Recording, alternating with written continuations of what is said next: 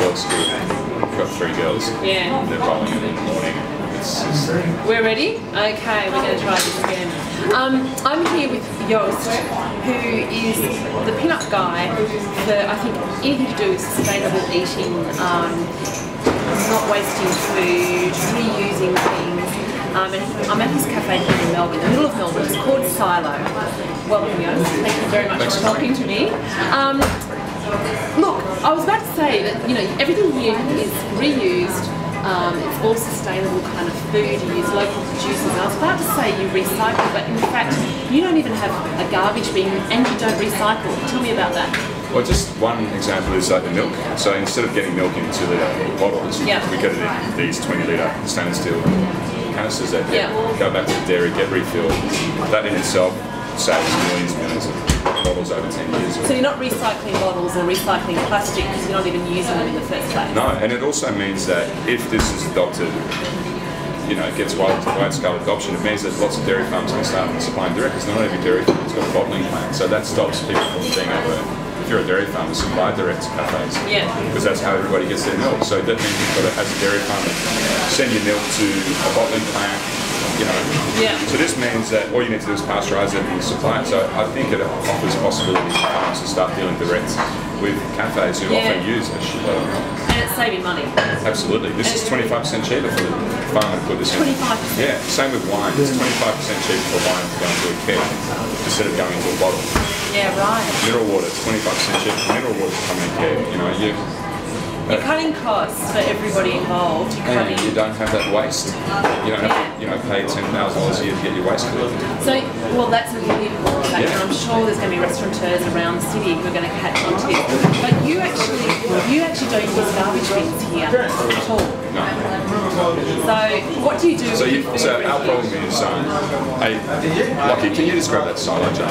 So this is the sort of rubbish that we've got. So this is the rubbish, you know, stickers on navel oranges. And now we get oranges without stickers. And you use it to label things on your jars now. It's mostly shit that people leave. So this is the extent of your rubbish. Yeah. For how long? Since we've opened. So things like our kegs come with plastic caps. They don't come with caps anymore. You know, like what do you do with these plastic caps? Or you serve some of your desserts and cakes on jam jar lids. Yeah. Jam jar lids. Yeah, because if you decide that you're going to go waste-free, then you start thinking about every single thing. So then the suppliers start thinking about it. And we get gin in 20-litre stainless. Gin comes the same way. Yeah. It's a very expensive, you know, whiskey. We get whiskey in 40-litre barrels, and we get, you know, vodka, Tasmanian vodka. So the gin comes from WA, the vodka comes from Tasmania, the whiskey comes from Mount Dandenong. The milk comes from Timboon, the mineral water comes from Devon Springs, the wine comes from the Yarra Valley. Less mileage. Tell me, what happens with your coffee grounds and any kind of foods refuge? Because you make everything here. That all gets dehydrated, which is like a process of making it completely safe. This is our waste. This is what it turns into. That's your compost. That's our compost. So and you do that at the back. You've got a composter kind of. Yeah, I'll show you how it works. It's like it grinds it all up and it turns into this amazing compost that's totally safe. And sometimes the spoon ends up there, and that's how it's very fragrant. It doesn't smell like compost. Well, that's because of the coffee grinds and the orange peels. So if you imagine how many orange peels you throw in there, the oranges and the lemons. And that's the amazing thing about this. Like a Sydney greenhouse, I had a Swedish universal composter. But that couldn't take orange peels or onions because it killed the microbes.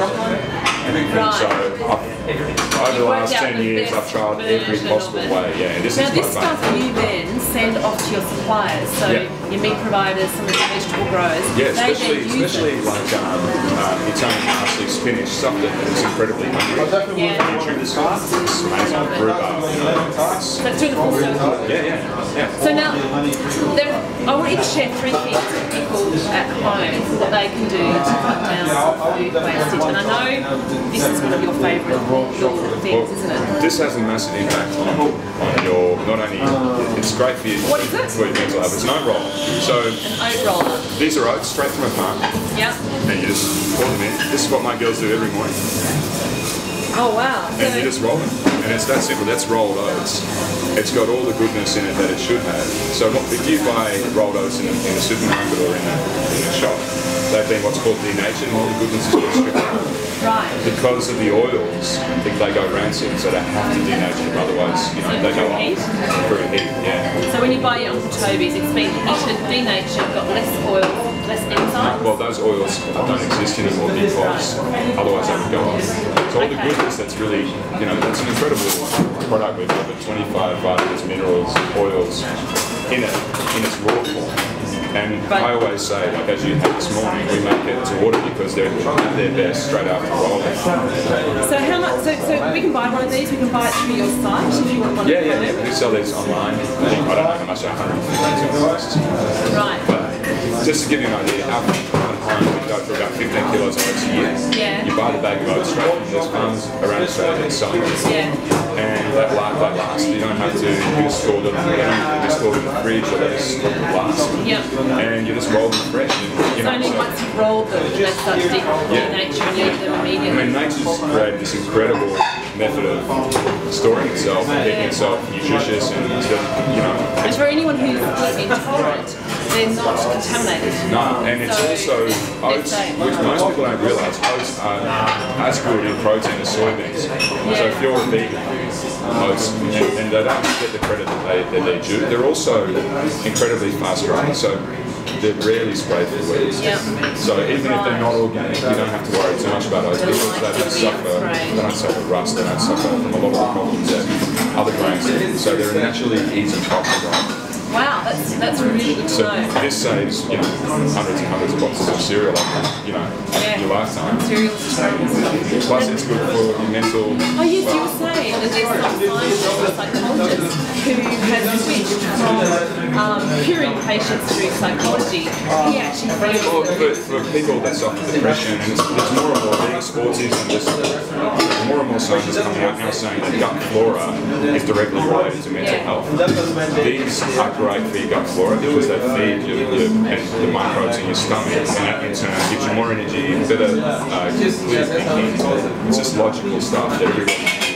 And the guy that invented this, he's the one that was a psychologist and moved from working with depression patients to making this instead as more effective. Well, he ended up making oat rollers for all his mates that were studying psychology as well, and now his business is oat rollers and wheat grinders, and you know, and there's others. There's many people doing it now because there's really. He told me when he was out in Australia a couple months ago, 7% of the general population roll oats fresh.